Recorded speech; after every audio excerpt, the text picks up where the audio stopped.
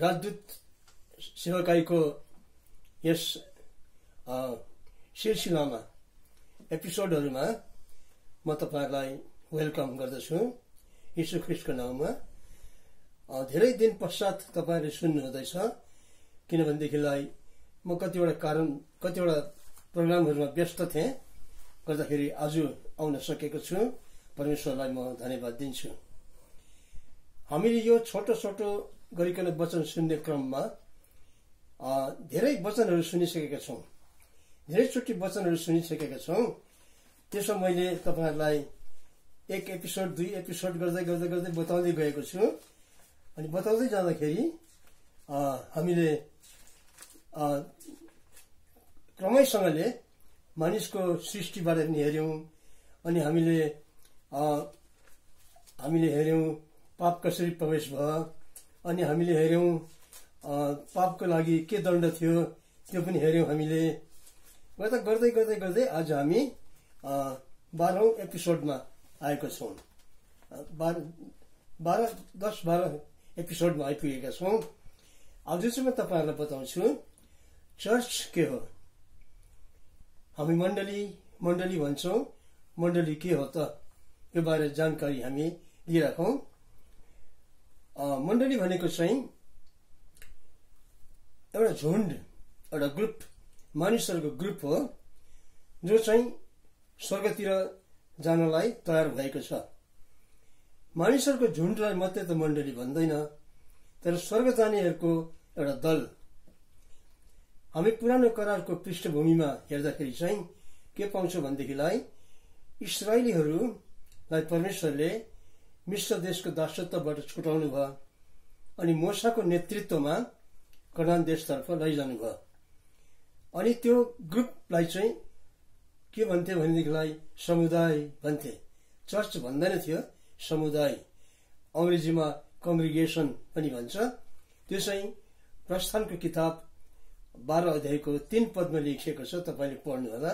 समुदाय, कंग्रिगेशन, एक झुण्ड मानिसहरू कनानतर्फ जाँदै थिए। अब दूध र मह बग्ने देशतर्फ गइरहेका एक झुण्ड मानिसहरू।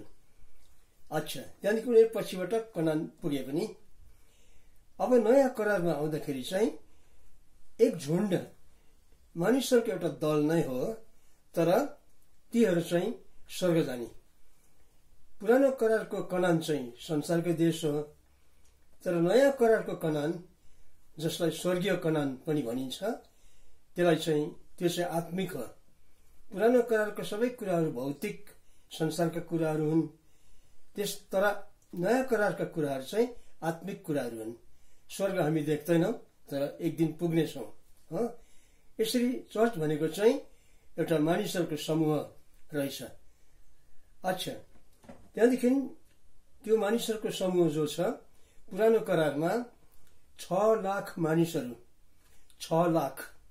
मानिसहरू कनान जानलाई निस्के। ती 6 लाख मानिसहरूमा चाहिँ को थिए भन्दाखेरि पुरुषहरू मात्रै। स्त्रीहरूको गन्ती चाहिँ आएन, केटाकेटीको गन्ती पनि आएन, मरदहरूको गन्ती चाहिँ 6 लाख। त्यसमा स्त्रीहरू पनि थिए, बालबच्चाहरू पनि थिए, त उनीहरू पछिबाट कनान पुगेको कुरा हामी पाउँछौं। त्यस्तै नयाँ करारमा एउटा मानिसहरू, मण्डली भनेको एक्लेसिया हो। एक्लेसिया ग्रीक शब्द हो। त्यो एक्लेसिया भनेको चाहिँ कल्ड आउट, अर्थात संसारबाट हामीलाई बोलाएको, हामी प्रभुद्वारा बोलाइएका, त्यसलाई चर्च भन्छ, एक्लेसिया भन्छ। हामीलाई प्रभुले बोलाउनु भयो, प्रभुको आवाज हामीले सुन्यौं, अनि हामी स्वर्गीय कनानतर्फ गइरहेको मानिसहरूको ग्रुप, त्यसलाई चाहिँ चर्च भनिन्छ। अब यो चर्चलाई 3 किसिमले बताउन सकिन्छ। आज चाहिँ म एउटा बताउँछु, अर्को पालि दोस्रो नम्बर, फेरि अर्को पालि तेस्रो नम्बर बताउँछु। 1 नम्बर चाहिँ हो church is the community of the redeemed, अर्थात छुटकारा पाएकाहरूका दल, ग्रुपलाई चर्च भनिन्छ। पापबाट छुटकारा पाएकाहरूलाई चर्च भनिन्छ। अर्को चाहिँ छ चर्च चाहिँ बडी अफ क्राइस्ट, अर्थात येशूका शरीर, जो चाहिँ 1 कुरिन्थी 12:27 पदमा लेखिएको छ, हामी ख्रिस्टका शरीर र त्यसका विभिन्न अंगहरू हौं। यो 2 नम्बर भयो। एउटा चाहिँ छुटकारा पाएकाहरूको दल, दोस्रो चाहिँ यीशु ख्रिस्टको शरीर र त्यसका अङ्गहरू, तेस्रो चाहिँ ब्राइड अफ क्राइस्ट अर्थात् यीशु ख्रिस्टकी दुलही। यो क्रमैसँग हेर्दैछौ।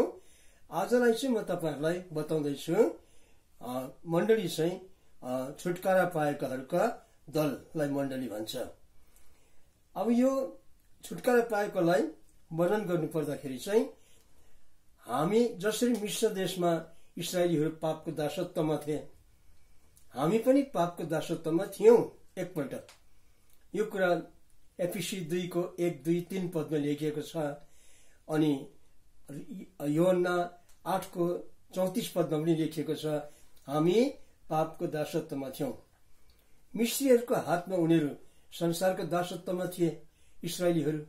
हामी चाहिँ अहिले पापको दासत्वमा थियौं, एकचोटि कुनै समय पापको दासत्वमा थियौं।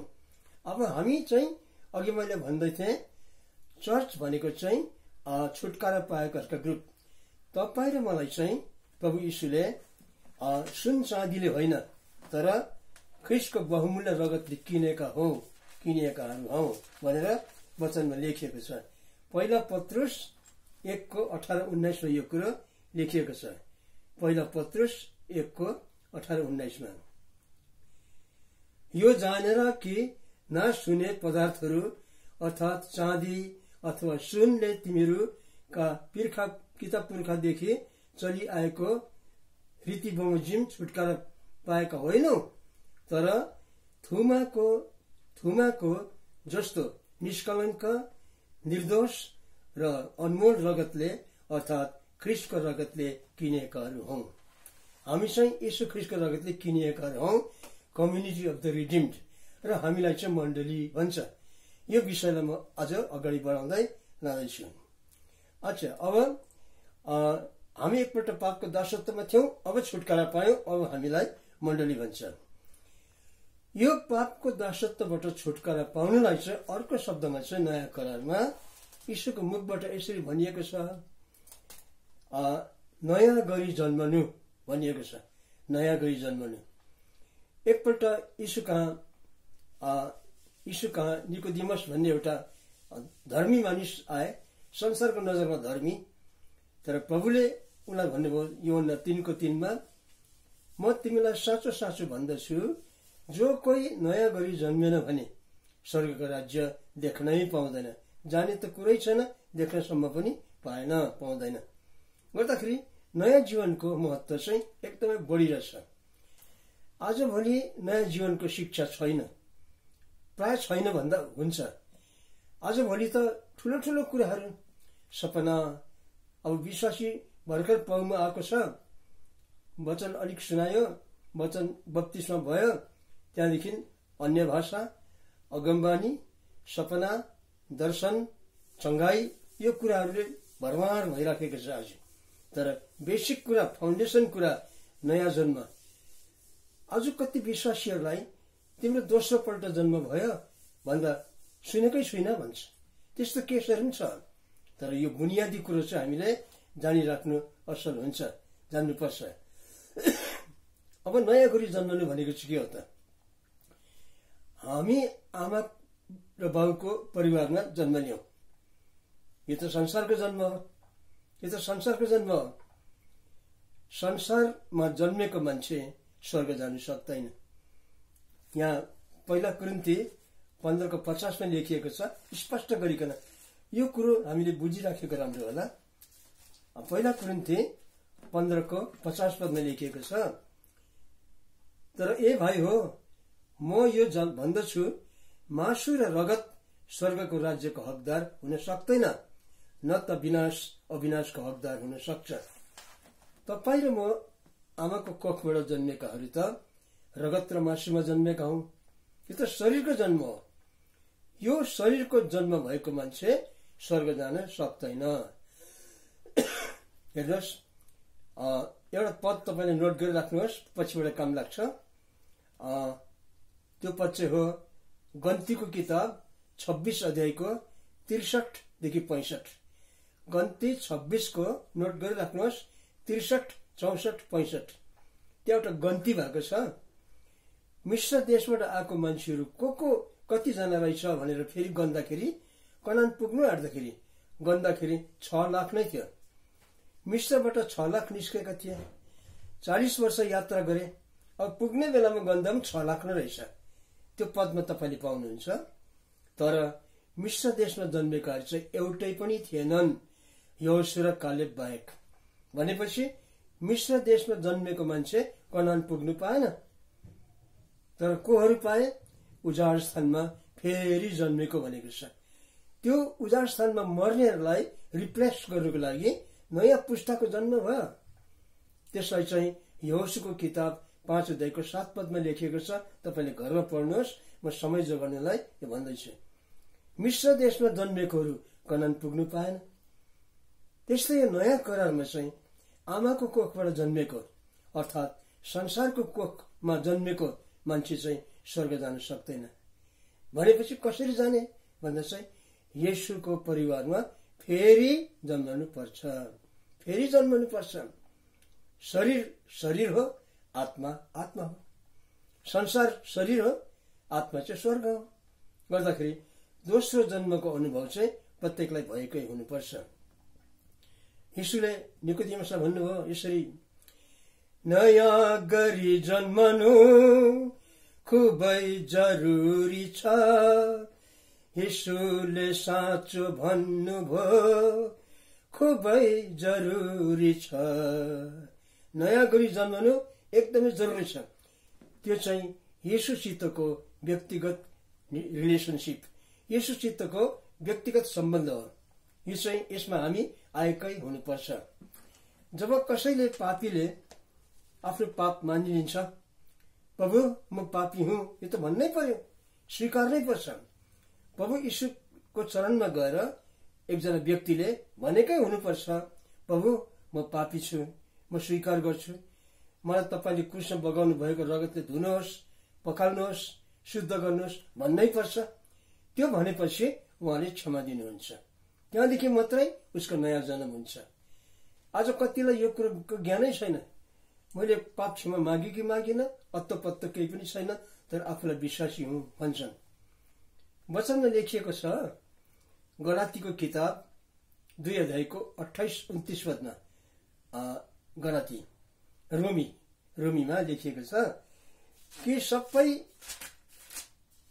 इस्राएलीहरू इस्राएली होइन, सबै इस्राएलीहरू इस्राएली होइन, सबै यहुदीहरू यहुदी होइन, तर भित्र मनको यहुदी नै यहुदी हो भनेको छ।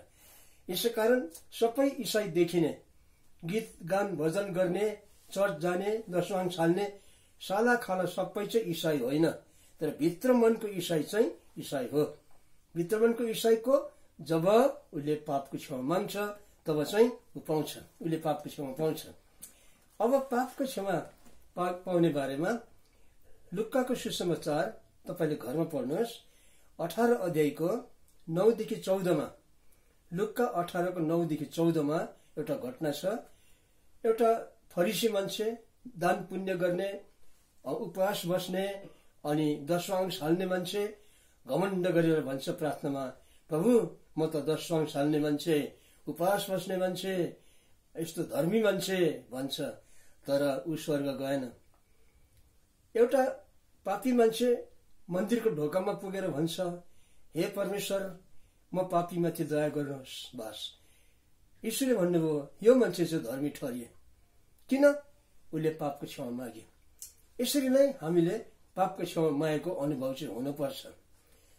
जब कसैले पापको क्षमा माग्छ तब उसको पोजिसन के हुन्छ? वचनमा भनेको छ त्यो मान्छे चाहिँ पापको क्षमा पाएको मान्छे, मागेको मान्छे चाहिँ बाबुको वीर्यबाट जन्मिएको होइन भन्दैछ। ऊ चाहिँ परमेश्वरपट्टिबाट जन्मिएको भनेको छ। यहाँ सुन्दर कुरा छ। यूहन्नाको सुसमाचार 1 अध्यायको 12-13 पद पढ्दैछु, ध्यानपूर्वक सुन्नु होला।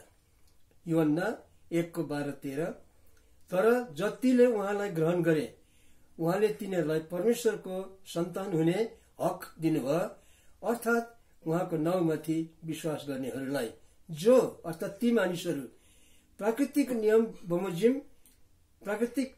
बमोजिम मानवीय वीर्यबाट जन्मेका होइनन्, तर परमेश्वर नै तिनीहरूका पिता हुनुहुन्छ। मानव वीर्यबाट जन्मेको होइन, पापको क्षमा पाएपछि ईश्वरीय त्यो तरिकाले जन्मेको हुन्छ। यसकारण गर्दाखेरि चाहिँ पापको क्षमा मागेको हुनुपर्छ, तब चाहिँ हामी अलौकिक किसिमले दोस्रो पल्ट जन्मेका हुन्छौँ। फेरि जन्मेको भन्ने कुरा पनि छ बाइबलमा, फेरि जन्मेको भन्ने कुरा पनि छ। हामी एकपल्ट त जन्म्यौँ बाबुको वीर्यबाट संसारमा। यहाँ पहिला पत्रुस 1:23 पढिदिन्छु म, ध्यानपूर्वक सुन्नुहोला।